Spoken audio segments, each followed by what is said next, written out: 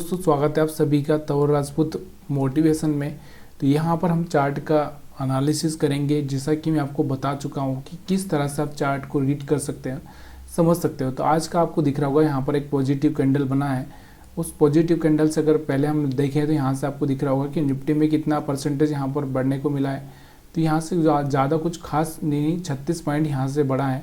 फिर निफ्टी की अगर हम बात करें तो 79 पॉइंट मतलब 80 पॉइंट के आसपास आपको बढ़त दिख रही होगी। इंडेक्स निफ्टी बैंक की अगर हम बात करें 42 पॉइंट बढ़ा है, बस ज़्यादा कुछ खास बढ़ा नहीं है। और यहाँ से एक्सिस बैंक और थोड़ा सा आईसीआईसी बैंक में ही पॉजिटिव मोमेंटम देखने को मिला था।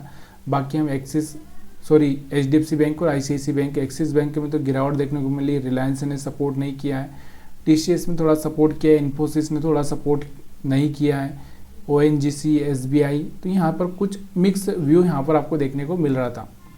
इसके अलावा हमारा जो एक स्ट्रेटजी होता है प्राइस एक्शन का, तो प्राइस एक्शन के हिसाब से मैं आपको यहाँ पर सिखाने की कोशिश करता हूँ कि किस तरह से आप मात्र प्राइस एक्शन से कैसे पैसा बनाया जा सकता है। तो वही चीज़ें हम यहाँ पर देख रहे हैं।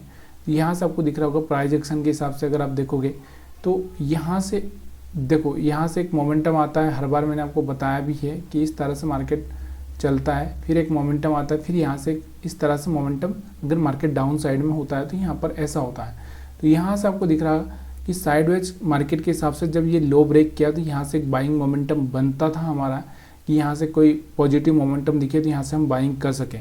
और उसके बाद में यहाँ पर इसके जो हाई है इसके पहले ही हम एग्जिट कर जाएं, ये भी हमारा एक यहाँ पर चांस बनता है। लेकिन यहाँ पर क्या हो रहा है, यहाँ से ये मोमेंटम तो हो चुका है, लेकिन ये वाले जो मोमेंटम में मार्केट साइडवेज हो चुका है। कौन सा मोमेंटम, चलो मैं फिर से समझाता हूँ आपको कि यहाँ पर आप देखो हमारा मार्केट कैसे चल रहा था। ये वाला हमारे पास में क्या था, हाई था, उसके बाद फिर ये लो था, मतलब ये वाला जो हाई ब्रेक नहीं हुआ, फिर मार्केट नीचे आ चुका है।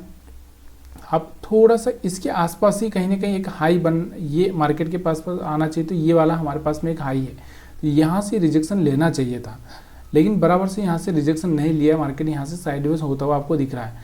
और जब भी कोई लो ब्रेक करता है तो यहाँ से आपको दिख रहा है कि यहाँ से एक मोमेंटम आता है, फिर यहाँ से एक लो ब्रेक करता है तो यहाँ से एक मोमेंटम आता है। तो यहाँ से एक मोमेंटम तो आता हुआ आपको दिख रहा है, लेकिन यहाँ से जो मोमेंटम के बाद में गिरना चाहिए वो नहीं गिरा। तो यहाँ से इस मोमेंटम को हम कैच कर सकते थे।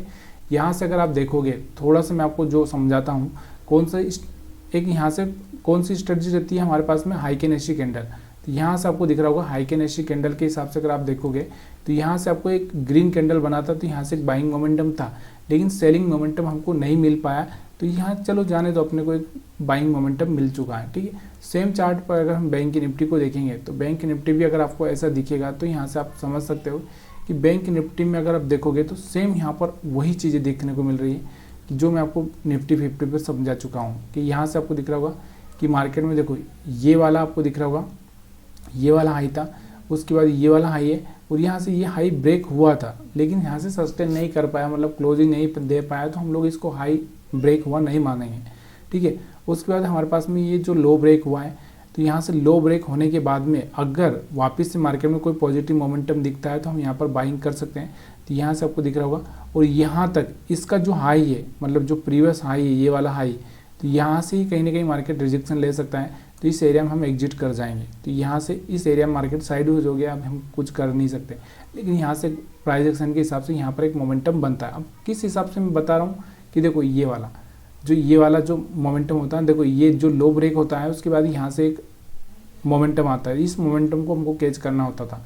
यहाँ से यही मोमेंटम था हमारे पास में ये कैच करने के लिए, ठीक है। तो ये प्राइस एक्शन के हिसाब से था। और उसके बाद में हम लोग यहाँ पर वो भी मैंने हाई कैंडल लगा दी ताकि आपको ये समझ में आ जाए कि आपको कब बाइंग करना है। जब यहाँ से ग्रीन कैंडल बनने लगे तब यहाँ से आप बाइंग कर सकते हो। ऐसा नहीं कि रेड कैंडल बन रही है और आप बाइंग कर रहे हैं, तो ये फिर गलत हो जाएगा। तो ये चीज़ें आपको समझ में आ चुकी होगी। अगर समझ में आई तो प्लीज़ यार वीडियो को लाइक कर सकते हैं, शेयर कर सकते हैं, कमेंट कर सकते हैं। आप सभी का वीडियो देखने के लिए बहुत बहुत धन्यवाद।